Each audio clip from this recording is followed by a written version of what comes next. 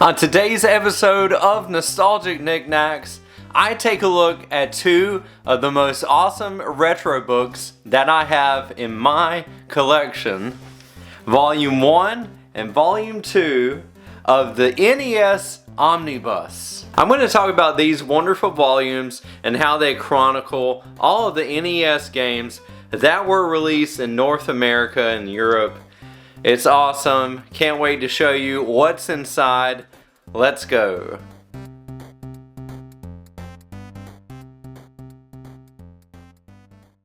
Hey everybody, and welcome to another episode of Nostalgic Nick-Nacks. My name is Ryan, and I hope you're excited about today's episode because, as I said in the intro, today I'm going to be looking at some awesome books from Brett Weiss.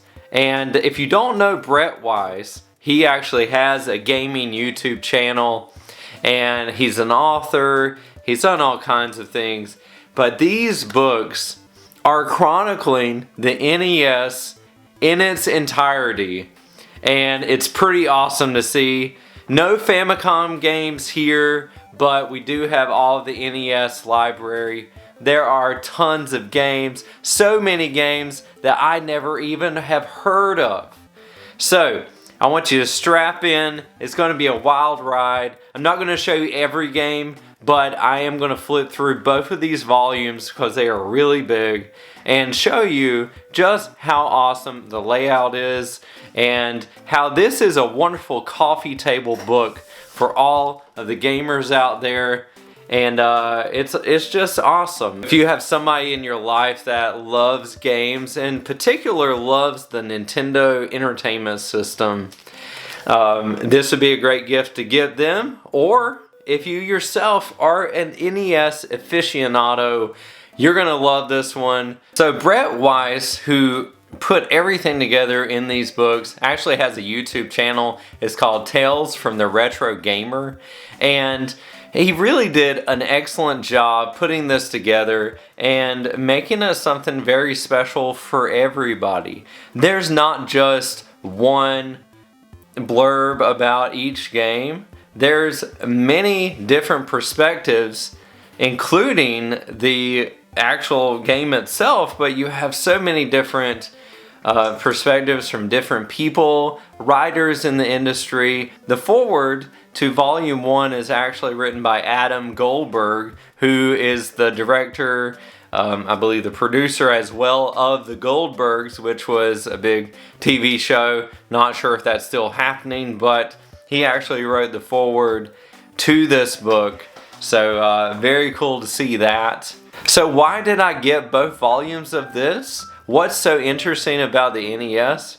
Well, I actually started gaming with the Super Nintendo, and the only real games I knew for the NES back then was Super Mario Brothers and Duck Hunt, and maybe a couple of others, maybe Dr. Mario. But the vast majority of these games I had absolutely never heard of, and I made it my mission to seek out these volumes because I wanted to learn more about this rich history of NES games. And just maybe you're gonna find games that you never knew existed. Okay, so here we are, everybody. Here is Volume 1 of the NES Omnibus.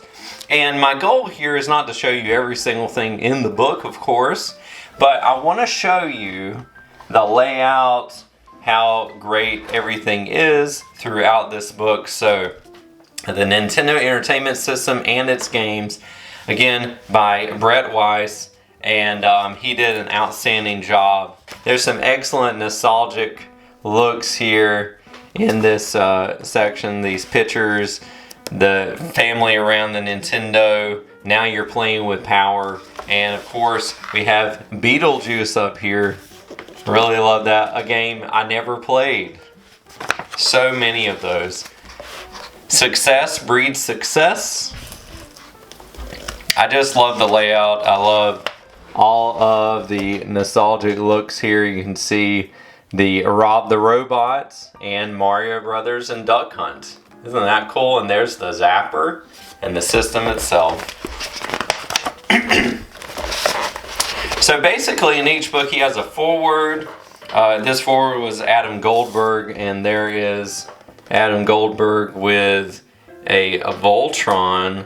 Some really cool posters over here. Bugs Bunny birthday blowout. And then we have Jackie Chan. I didn't know there was a Jackie Chan game. Ikari Warriors up there. And then Brett Weiss has his preface. And there's a picture of him right there. And he's doing a book signing. So really cool. And then we go straight into the games. And the first volume has games A through L. So alphabetical order here by their titles. And we begin with some titles that have numbers in them. So we have 3D World Runner, 6 and 1, 8 Eyes, 10-Yard Fight. Anyways, we have a layout for each game, and some of them are shorter, some of them are longer, but you have the box art itself, which is really cool to see. You got some screenshots of the game, and then you got a little bit at the bottom too. But in each game you have an introduction of what it's about based on the 1983 IREM arcade game. 10-Yard Fight was the first football cartridge released for the NES and system launch style. So you got some great facts about each game. And then you have notable quotables. So quotes from different people in the industry, writers, bloggers, all kinds of people. A nostalgic look back. Some games have 3 or 4 of these depending on the popularity. And then you also have an insider insight. So I'm just going to read a tiny bit of this. It was autumn 1990 and I was thoroughly obsessed with Super Mario Bros. 3 and a handful of borrowed games from friends ever since I first got my NES control deck for my birthday that summer. And then he goes on to say, a friend tipped me off to a local business that was selling used NES games at reduced prices, and ultimately I chose 10-Yard Fight. As a neophyte NFL fan and someone who appreciated variety and gaming style, it seemed like the perfect fit. So just a really cool nostalgic story here. This book is absolutely littered with different nostalgic stories. So that's the basic layout. They also show you the publisher of each game. So 1942 here was published by Capcom, developer Micronix, game type, vertical scrolling, shooter, 1-2 players, and then the year 1986. And that's really cool just to have that at a glance with every one of these games. So I'm just going to kind of go through a little bit here and not really say much unless I come across something that is a really cool game I didn't know existed.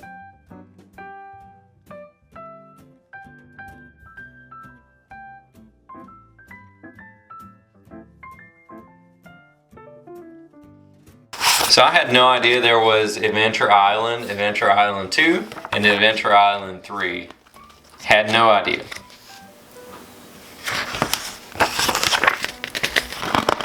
Bayou Billy, Dino Ricky, Gilligan's Island. I mean, who out there knows that there was a Gilligan's Island NES game? Maybe it's just me, but I had no idea.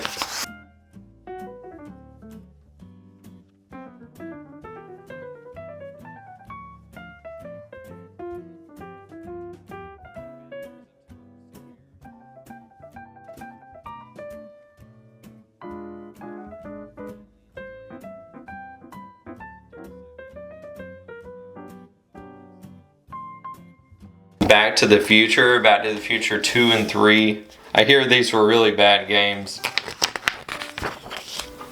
This is a game I'm super nostalgic for. Actually rented this one. I remember it was so hard and we only made it through probably 2 or 3 levels, but Attack of the Killer Tomatoes. What a interesting game. And apparently it was based off of the movie, I believe.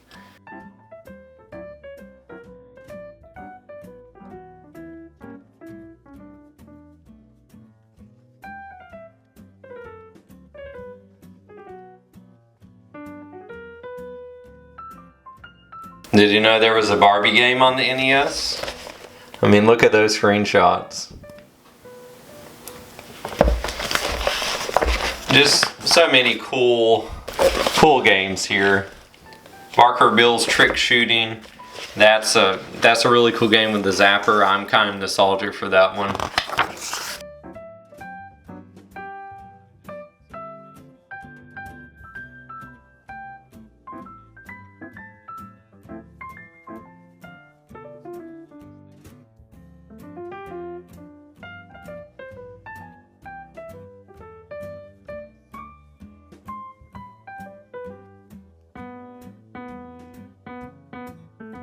Bible Adventures. This is a pretty interesting game. I've heard of it, but man, that's an interesting one.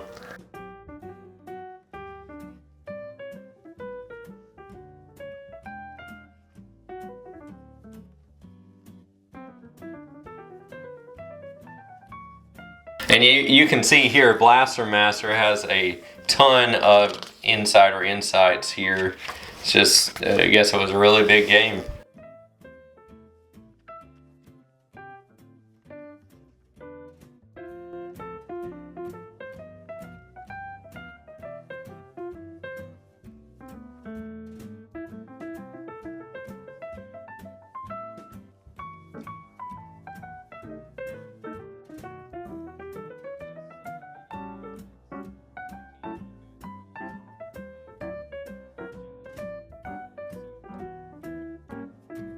Fisher Price or Firehouse Rescue,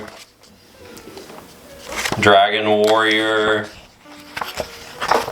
Dragon Warrior 2, Dragon Warrior 3, Dragon Warrior, which would be now known as Dragon Quest, of course, Donkey Kong Jr., Donkey Kong Classics, Double Dare. Did you know there was a Nickelodeon NES game of Double Dare? And I love this poster in the middle. You see all these cool Mario characters. I mean, really, I can look at this thing every night. The Goonies. There was never a Goonies 1, just a Goonies 2 video game. It's really interesting. It's like the sequel that was never released was made into a video game. So, very cool. But I can just go through, read about a game every night, and it'll never get old. I highly recommend. Look, Home Alone 2, Hook, Home Alone. I didn't know there was a Hook game. The Hunt for Red October. There apparently were 2 Indiana Jones Last Crusades games, one by Taito and one by Ubisoft. Had no idea. And then a huge write-up on Zelda here. So cool. I mean, that's all about Zelda. Very cool. Let's go ahead and move on to Volume 2. If you want me to go back and look at these in any further detail, please let me know. I'll do another video. I just kind of wanted to give a quick look. Magic Darts, Mario's Time Machine. Mario is Missing. I actually played that on the computer on floppy disk drives. Mario is Missing. Mega Man. So this is Volume 2, so we get M through Z. So we have all the Mega Man. So if you're a big Mega Man fan, you want to see Mega Man, get Volume 2. They have all 6 of them here, of course. Mendel Palace. Mermaids of Atlantis, Metal Fighter, Metal Gear, Metal Mech, Metal Storm, Metroid, whole big write-up on Metroid here, Mickey Mouse Capades. If there's any game that I come across that's nostalgic for you, just let me know. The Mutant Virus, that looks cool. Mystery Quest, The Muppet Adventure, Monopoly. There's so many games. The NES was so prolific. So prolific. Rampage, Rampart. All these baseball games, RC Pro-Am, Ren and Stimpy, River City Ransom. Played a little bit of that in the NSO. RoboCop, so there were actually 3 RoboCop games, and this is so surprising to me that there was a Robin Hood game based off of the Kevin Costner movie, Prince of Thieves. Actually a pretty good movie, but I was so surprised to see a video game of it. So we have Sesame Street here, Countdown, lots of Sesame Street games. Skull and Crossbones, Sky Shark, Snow Brothers, Soccer. I mean, I could just go on and on. This is an interesting one. Stanley, The Search for Dr. Livingston. I never would have known about that game. Sunday Fun Day.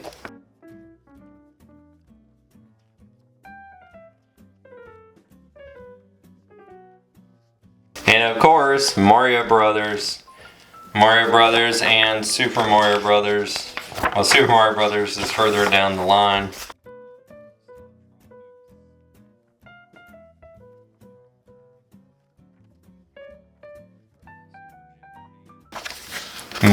Super Mario Brothers here, huge write-up.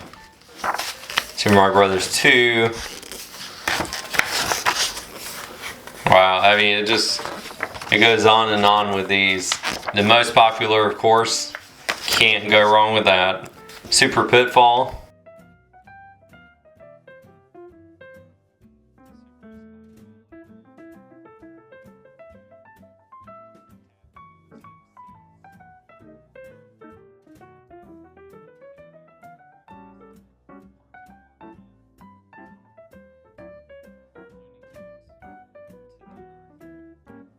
Tomes and Treasures. Tubing. I mean, a whole game where you're tubing down the river. Isn't that so cool? Total Recall. I had no idea that Total Recall had a video game. Totally rad. I mean, there's so much I didn't know about. Where in Time is Carmen Sandiego. Where's Waldo? Rest in peace, Hulk Hogan. He was on the cover of the video game here, WWF WrestleMania. And then we have Bret the Hitman Hart over here, WWF King of the Ring. Love it. Steel Cage Challenge. There was actually a game called Steel Cage Challenge. So cool. The Young Indiana Jones Chronicles. So this is probably taken straight from the TV show.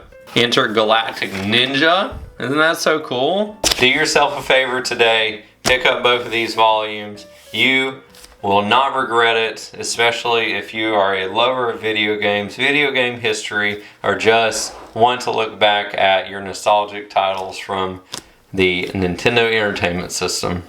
Well, that does it, everybody. We've looked through both of these books, and I hope you've enjoyed this video about the NES Omnibus Volume 1 and Volume 2. Like I said in the beginning, it is so worth it. I love, even not knowing these games and not experiencing these games growing up, I love reading these anecdotes from people who play these games growing up. It's just so cool, and it actually brings nostalgia to me, even though I never had any memories of these games and never came across them growing up. So it's a really cool thing to look through this book and to experience it through these people, this intense feeling of nostalgia and childhood, and just enjoying the time with these games, and in some cases, the frustrating times with these games. If you enjoyed this video today and you want to see more content from me, more gaming nostalgic look backs, more gaming reviews, and all kinds of cool stuff, please make sure to leave a like and subscribe to my YouTube channel. I also make fuse bead art that is pixel perfect, and it's just like the way it was in the game. So please check that out. I appreciate all of you. Thank you so much for being here. I pray that you have a fantastic day. And until next time, go get the NES Omnibus, read about games, and then have yourself some happy gaming.